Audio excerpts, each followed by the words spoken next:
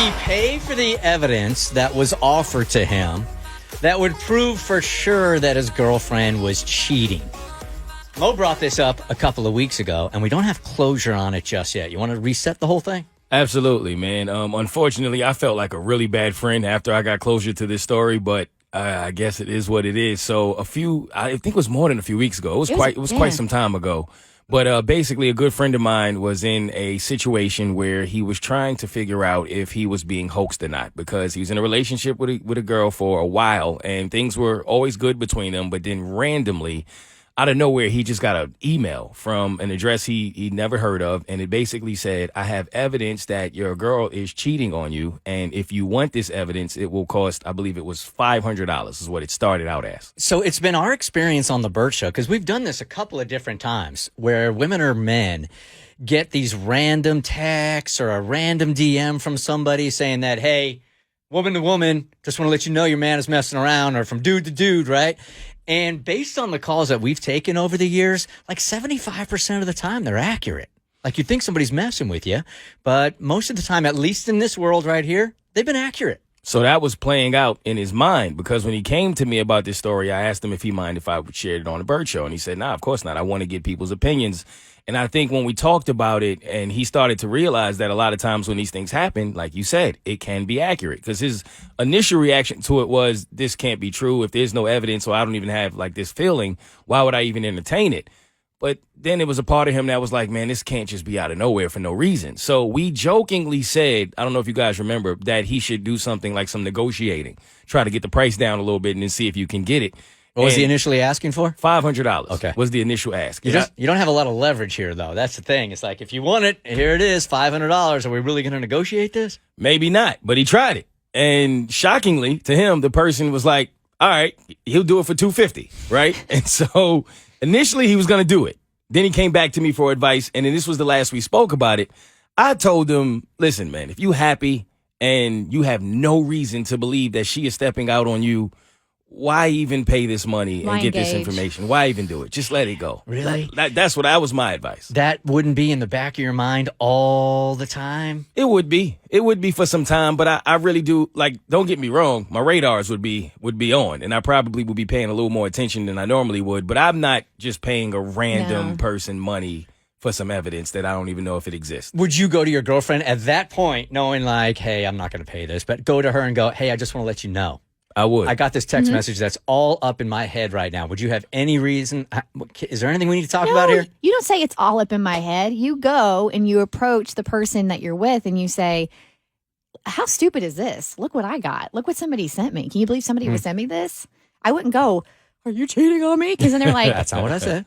I said I'm all up in my feelings about it, all up in my head about it. And I would why would you be all up in your head about it unless you thought that it was true? I just need some, like, just tell me it's not. Reassurance. Yeah. And her reaction would tell me everything. Because if she was, like, too curious about it, well, what do you mean? Where'd it come from? I'm like, okay, wait a minute. Then I would be a little concerned. But if she's like, please, and brushes it off, I wouldn't think anything of it again. I'd be like, please tell me you did not spend $500 on a stranger to drop this evidence. That's the other thing. That's a lot of money to just ask for out of nowhere. So I'm like, it is. It seemed like they're trying to play you. Shoot your shot, 500. Should have started at 1,000. That's fair, right? What you willing to pay? So he took my advice and he let it go. And I thought it was over. I hadn't thought anything about it again. This is a friend that I speak to, not too often, but every once in a while. And then I got an email from a listener saying, I need an update on that situation. And I said, fair, because I do too. So I reached out to him, and I completely expected for him to say, man, it was nothing. We're good. That's not what I got. Oh, no. And that's when I felt like a bad friend, because I'm like, bro, what happened? And he said, man, I got to call you on this one. It got crazy, and we're no longer together. So I'm like, okay, wow. So I'm waiting and waiting. Like 2 days go by. He doesn't call me. I'm waiting for this phone call. Right, because I don't want to call him and feel like I'm a little, you know what I mean? So I'm waiting and waiting. Finally, he calls me. I stop everything that I'm doing to get this information. And so it turns out, I don't know if he kind of feels like he might have spoke this into the universe. Who knows? But I guess after that, he was dealing with what Bert said. It was plaguing him. It was in his mind. He couldn't get it out of his head. And he just kept wondering and kept wondering and kept wondering. He started doing things like going through her phone, going through her stuff. And initially, he actually didn't find anything for a few months. He didn't find anything, or however much time it was. Better keep looking. Well, he didn't have to, because one random day she sent him an Instagram story of, I guess, another guy who wasn't like a famous comedian or anything. It just appeared to be like a random guy. And when he asked her, like, why'd you send me this? Because I guess the story wasn't something that someone would send to you. Like, he wasn't doing anything. It was just like him hanging out. Seemed random. Right. And so he's like, what is this about? And he said he could feel by her answer that something wasn't right.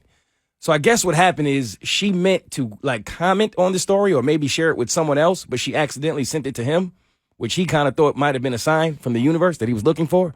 So he looked this guy up, and then he realized that they were following each other.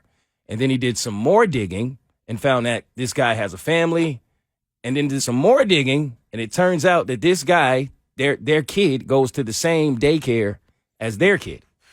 So he started putting two and two together.